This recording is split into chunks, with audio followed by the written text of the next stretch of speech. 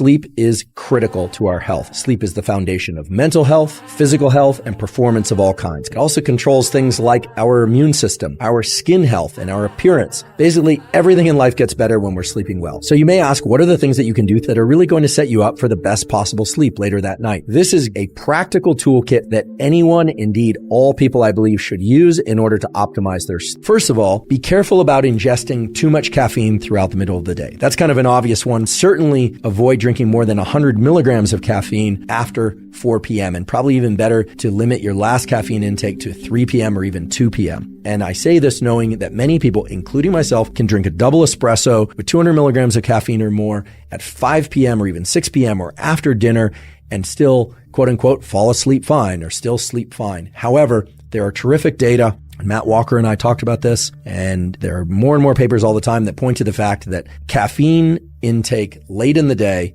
after 4 p.m. that is, can really disrupt the architecture of your sleep. So you might think you're sleeping well, but you're not sleeping nearly as well as you could if you avoided caffeine in those afternoon hours. Second of all, if you are a napper, and I raise my hand now, for those of you listening, I'm raising my right hand because I love naps. I've always loved naps. Should you nap? Should you not nap? That's a question that I get asked a lot and that I asked Dr. Matthew Walker when he was a guest on this podcast. Here was his answer, and here's what the data support. It is fine to nap in the afternoon, but don't nap so late in the day or for so long that it disrupts your ability to fall and stay asleep at night for your major sleep bout.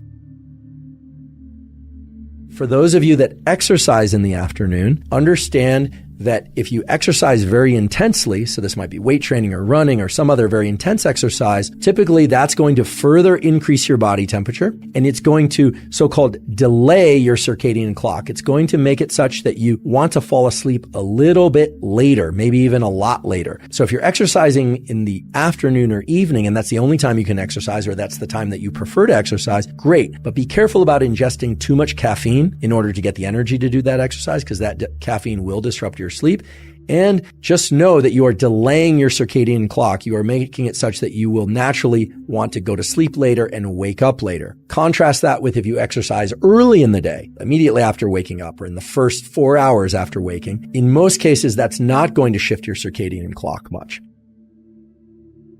So should you be looking at sunlight or bright artificial lights throughout the day? Now, on the face of it, you might just think, yes, sunlight's great. Provided we're not getting a sunburn, and we're not staring at the sun and damaging our eyes, we should get as much sunlight as we possibly can. So sunlight to the eyes, sunlight in the late afternoon and evening hours. So again, depends on time of year, depends on location that you happen to be in, but getting some sunlight in your eyes for, again, maybe 5 or 10, maybe 30 minutes, depending on how much cloud cover there is. Doing that in the afternoon serves an additional beneficial purpose, which is you protect or you inoculate your nervous system against some of the negative effects of bright artificial light or even dim artificial light in the nighttime hours between 10 p.m. and 4 a.m.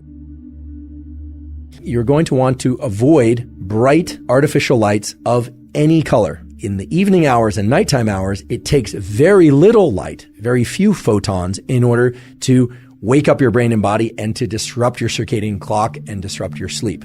So what that means is that once the sun goes down, which of course is going to happen at different times of year in different places on Earth, but once the sun goes down, you would be wise to try and dim the lights in your indoor environment. Most days, right? I realize some nights you're going to throw a party and have people over. You might not want to dim the lights. Some nights you're going to go out. You might view a lot of bright lights. But most nights of your life, you're going to want to dim the lights in your internal environment. And ideally, the lights that you do use, you would place low in that physical environment. So you would try and not use overhead lights, but rather rely on desk lamps or lights even placed low to the floor, even on the floor. The absolute worst lights are going to be overhead fluorescent lights of the sort that you would have in the supermarket or that you would see at a gas station or something of that sort.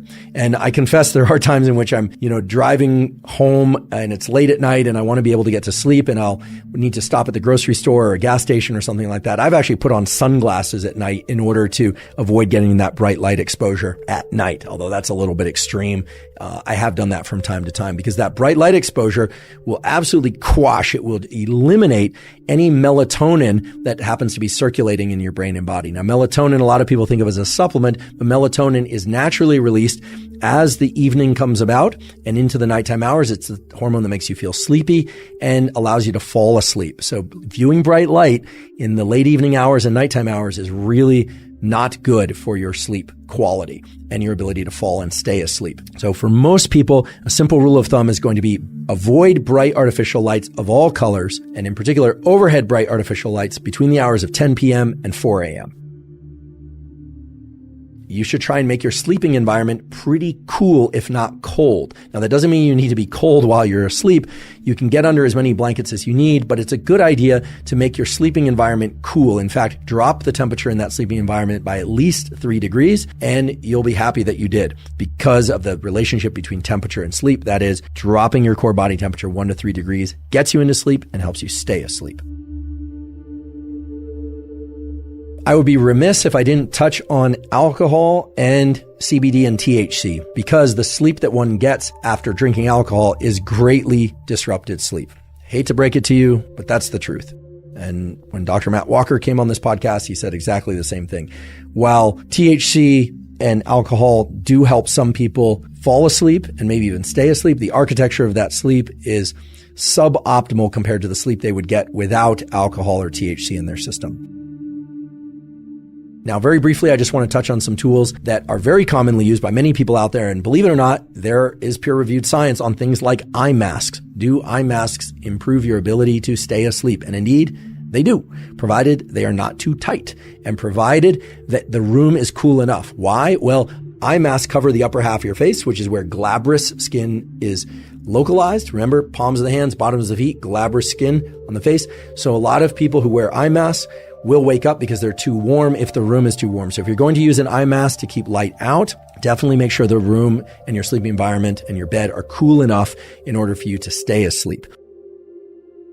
Other tools that I'll just mention that have peer-reviewed research to support them: elevating your feet either with a pillow or by elevating the end of your bed by about 3 to 5 degrees can be really beneficial for increasing the depth of sleep because of the so-called glymphatic washout. This is the movement of and circulation of fluids in your brain at night that lead to more wakefulness and actually can improve cognitive function and a number of other things related to brain health. There's one caveat to that. For people that suffer from acid reflux, having your ankles elevated above your chest or above your heart in the middle of the night can actually exacerbate that acid reflux. You want to do the opposite. You want to actually elevate the head side of your bed by about 3 to 5 degrees.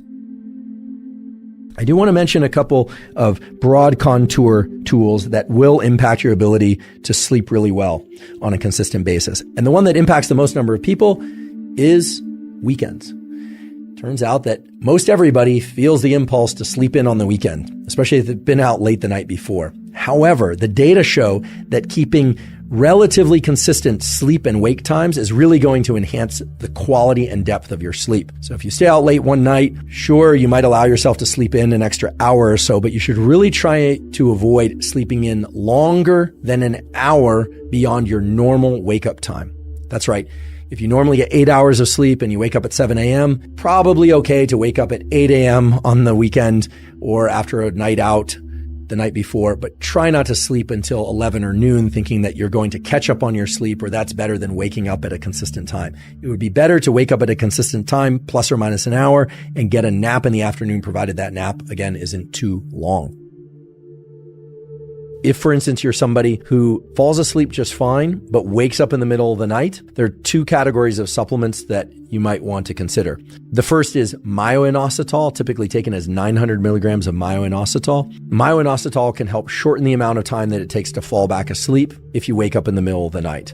Other people who wake up in the middle of the night will wake up because their dreams are very intense, or they were having dreams that were so vivid that suddenly they were jolted from their dreams. Those people would do well to avoid certain supplements.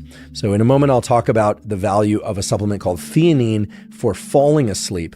But theanine which typically is taken in dosages anywhere from 100 milligrams to 400 milligrams, depending on body weight and experience and what you find to be most effective for you, minimally effective for you. Well, theanine can be great for many people, but for people who have excessively vivid dreams, those excessively vivid dreams can lead to immediate waking and sometimes a little bit of anxiety upon waking in the middle of the night. So some people who wake up in the middle of the night sort of jolted mentally and physically out of sleep because of their intense dreams would do well to avoid theanine supplementation.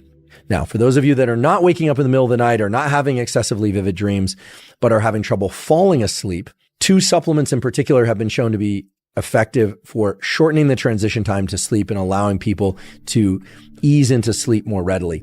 And those are magnesium threonate, which is interchangeable with magnesium bisglycinate. Magnesium bisglycinate and magnesium threonate both have transporter systems that allow them to readily cross the blood-brain barrier, and they lead to a mild form of drowsiness. Mild in the sense that it's not going to prevent you from operating a motor vehicle, or you'd still be able to function, so it's not like a sleeping pill. But people who take those often find that their transition time into sleep is much faster and their sleep is also much deeper. And then the other supplement is apigenin, A-P-I-G-E-N-I-N. Apigenin, which is a derivative of chamomile, also acts as a bit of a anxiety-lowering compound, which is essential prior to sleep for people to essentially turn off their thinking or to be able to reduce the amount of ruminating and problem solving and future anticipation that they're doing, which is a requirement for falling asleep. So what's the rational approach to supplementing in a way that allows you to fall asleep more quickly and stay asleep? Well, would you immediately take magnesium threonate and apigenin together? Well, that depends. If you have the budget and you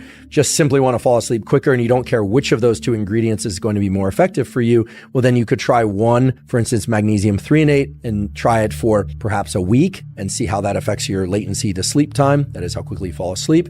Or you could try apigenin in the first week, or you could combine them both, or you could try magnesium threonate for a week, then switch to only apigenin for a week and evaluate which one works better for you. If neither works for you, I do recommend trying the combination together. Again, this is just the way that any scientist would design an experiment to try and understand which variables, that is, which ingredients are most effective for the result that you want, as opposed to just lumping them together and taking them.